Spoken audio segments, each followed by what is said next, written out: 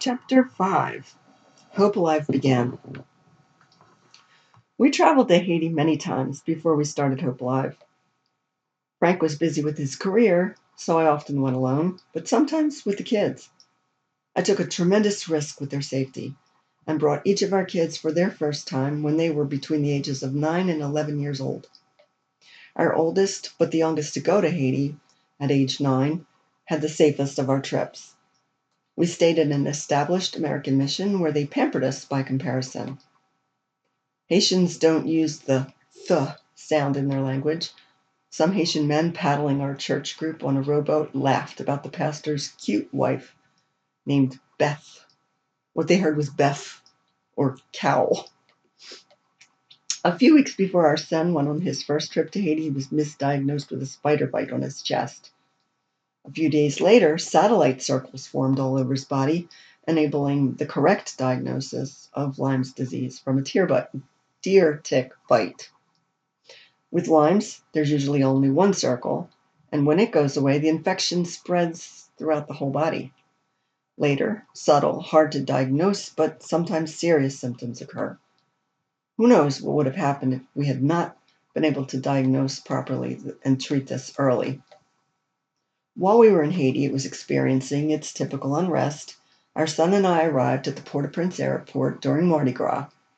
I later learned you should never go to Haiti during Mardi Gras, a party time with unpredictable and often volatile crowds. United Nations trucks were everywhere, so I felt a false sense of security. When our ride didn't show up at the airport to pick us up, I panicked. The mama in me kicked in, and I must have looked ridiculous, frantically banging on a UN vehicle window for help. The driver totally ignored me. Very late, our poor missionary friend showed up to gather my son and me at the airport, explaining her tardiness was due to her true case of dysentery, a specific type of diarrhea, so we thank God she did soon recover. On the way to the mission from the airport, we drove through the middle of a rah-rah, a large party parade accompanied by high consumptions of alcohol held during Carnival, Mardi Gras.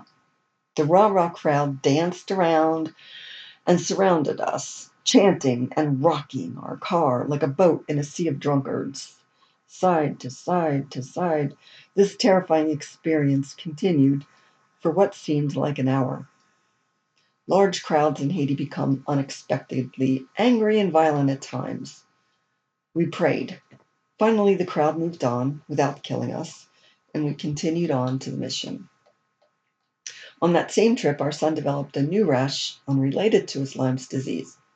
We took him to the, quote, hospital, unquote, with chickens pooping in the halls. He had been sleeping under a mosquito net, but they bit him right through it. The rash was from the mosquito bites. He was fine.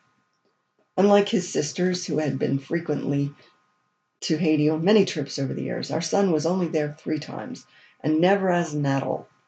He does plan to go back as soon as he can. During that trip, the faith of one of the missionaries at this mission inspired us. In the middle of the night, a few months before our son and I arrived, a river flooded, sweeping through the mission. Water rose inside her home about 4 feet. With nowhere to go, she climbed onto the skinny kitchen counter. The river could have risen higher, and she could have drowned.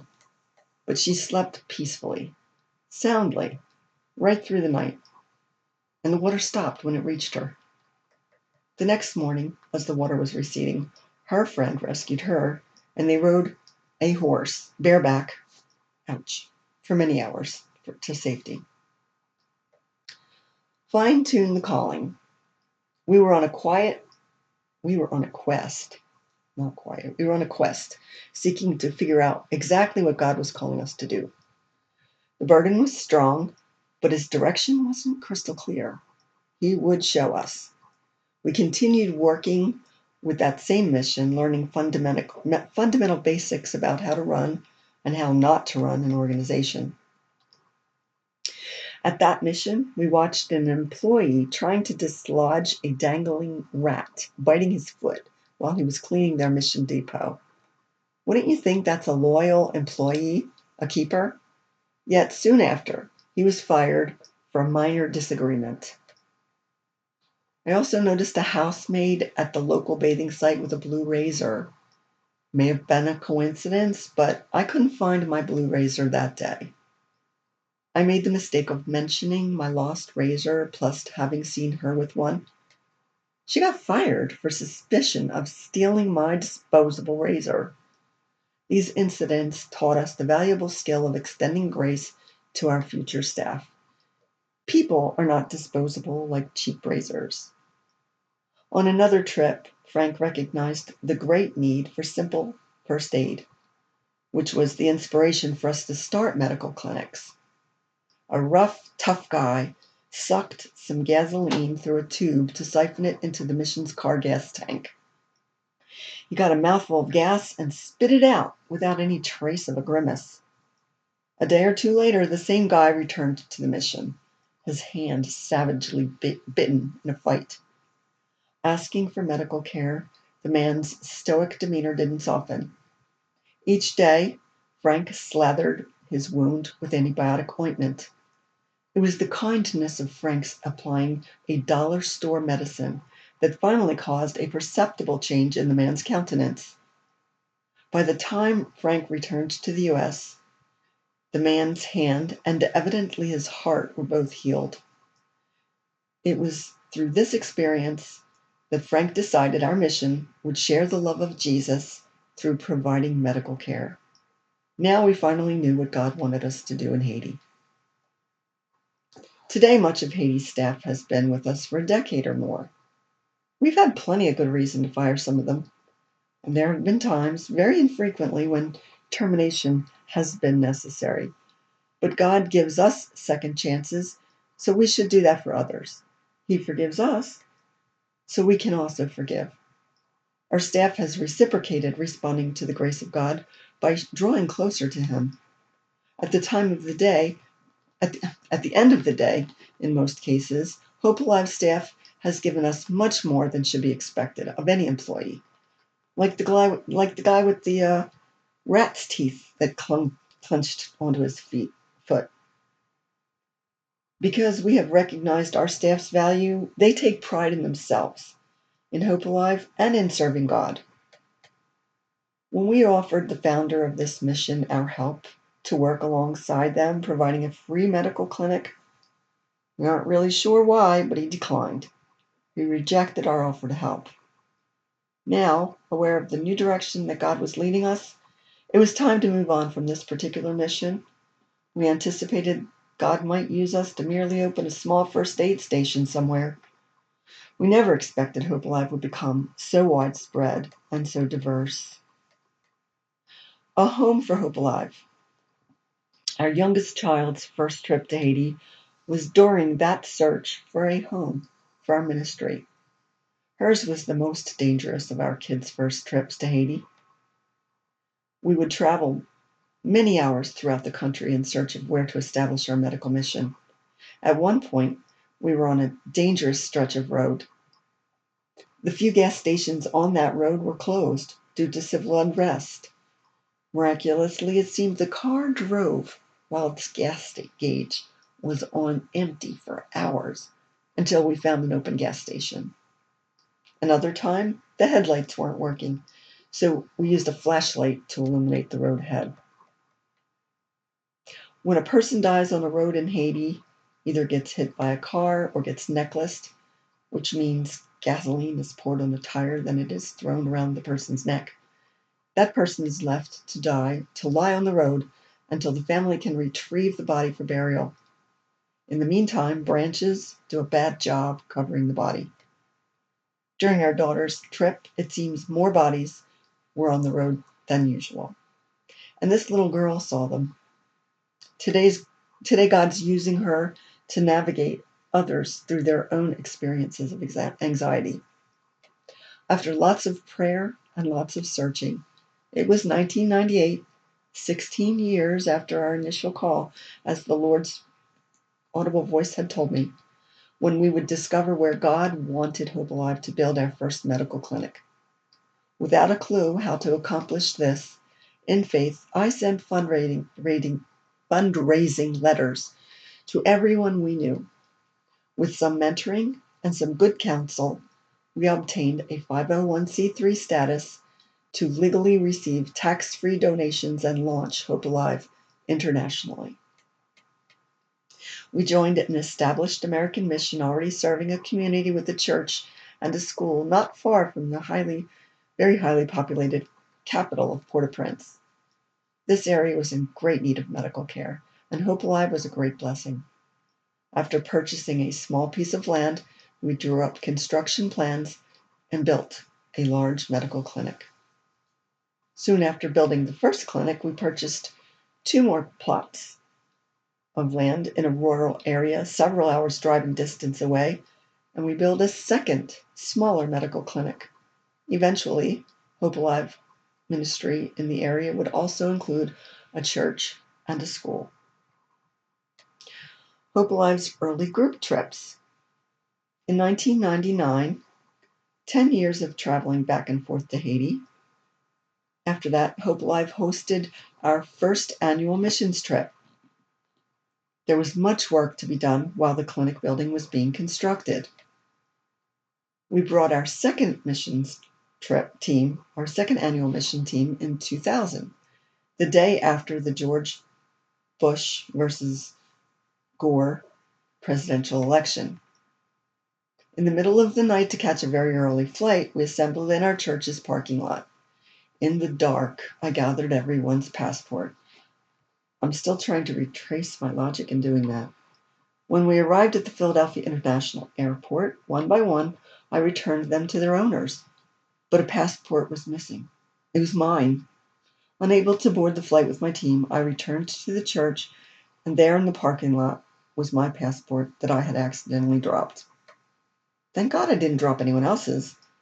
By now, the team I had so carefully controlled had boarded the plane to Haiti, doing just fine without me. Interesting. My mother and father were staying in my home, visiting from Florida for my aunt's funeral that day. Our trip had been planned many months before, and her passing was unexpected. Another flight wouldn't leave for Haiti until the next morning. By accidentally dropping my own passport, turned out to be a blessing, because I was enabled to attend my aunt's funeral and visit with my family. The next day, I joined the mission team in Haiti. When I arrived, they all asked me who had won the presidential election because results weren't available the day before. I couldn't give them an answer because it wasn't until several days later when we knew that it was George Bush who would be our next president. A few years later, 2003, I hadn't learned yet to lighten up about controlling our mission teams so tightly. After the initial 10 people signed up completing our group for flights, a doctor and woman who did not know each other, they both asked us could they go at the last minute. Barely acquainted with either of them, being cautious, I asked our church secretary her opinion about letting them go on the trip. She said, "Why don't you just let them go and trust God to sort it out?" Good idea. I took her advice and forever learned to trust God with trips and visitors. Those two met on that trip, and they got married a few years later. That doctor, Dr. Doug, has been on Hope Alive's board since 2011. This testimony does not encapsulate the ministry of Hope Alive. My story is just my perspective.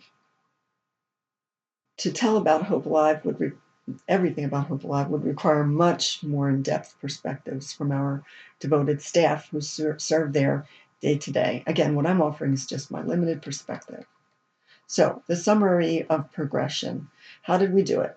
It was God, only God. 16 years after the call to help the people of Haiti, Hope Alive was birthed in 1998 internationally as a 501c3 nonprofit organization.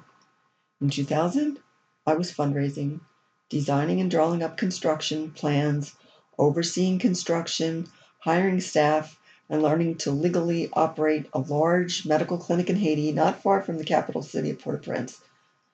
While Frank and I were remodeling our 25-room 1840 house, and our oldest was graduating from high school, and Frank was simultaneously building a successful automotive business. In 2001, we opened a second medical clinic in Trecon, a rural area near Lake Highs, several hours drive west of the first clinic.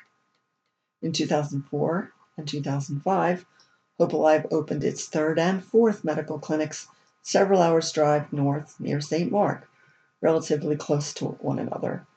After 7 successful years, we would gift these 2 clinics to their respective communities to be managed by a zealous local indigenous family with U.S. connections for funding and resources. In 2009, we opened a 5th medical clinic in Akin within a few hours' drive to our second clinic. This was the only Hope Alive medical clinic operating on property that the Ministry of Hope Alive did not own.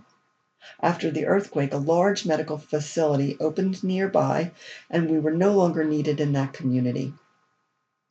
Having entrusted 3 of 5 medical clinics to their local communities, today we operate only 2 medical clinics where Hope Alive Clinic Haitians, doctors and nurses examine and treat patients of all ages with all types of diseases and emergencies 5 days a week. In 2012, to accommodate an influx of visitors after the massive earthquake, we built a comfortable 2-story guest house on site with the first medical clinic. In 2016, we opened Solace Nutritional Hospital for severely malnourished babies, also on site with the first medical clinic. Hope Alive has since expanded its mission to include Smiles Alive Dental Clinic, Penny's Sewing Academy, and Kailamu House of Love, a temporary home for abandoned Solace children. In the near future, a planned expansion includes 3 churches and 3 schools in the vicinity of our second rural clinic. Board and staff. We deeply appreciate the Hope Alive board and our 30 amazing all-Haitian indigenous staff. Since its inception, Hope Alive has never had an American staff in Haiti, nor have we paid any stateside employees. We are all volunteers.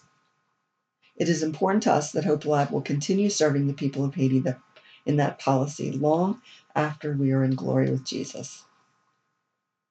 The Hope Alive Board of Directors is presently BJ, the treasurer. Now, remember Barb, my old roommate, back in 1980? She served as our treasurer for 12 years. And Jolene, she's our secretary, stateside administrator, Montauk coordinator. And Dr. Doug, Frank is our president and our co-founder. And Leslie, I'm the co-founder as well. And Pastor Don and Josie. As Frank and Leslie grow older, Don and Josie will be educated and transitioned to execute the administration of Hope Alive. They are faithful, loyal friends and have been pastors for about 25 years, presently leading a large church in Florida. We feel confident Hope Alive will be in great hands. And also our kids and their children will always have a blanket invitation to be involved in Hope Alive any way that they would like. Now, Jolene makes this ministry possible with her tireless labors of love. For many years, she's been humbly doing the hard, tedious work to run Hope Alive behind the scenes, donating about 20 hours every week. We board members, present and previous over the years, have been blessed by God to play our part in His kingdom. We have each given a good chunk of our lives to volunteer for the precious Haitian souls God has entrusted to us.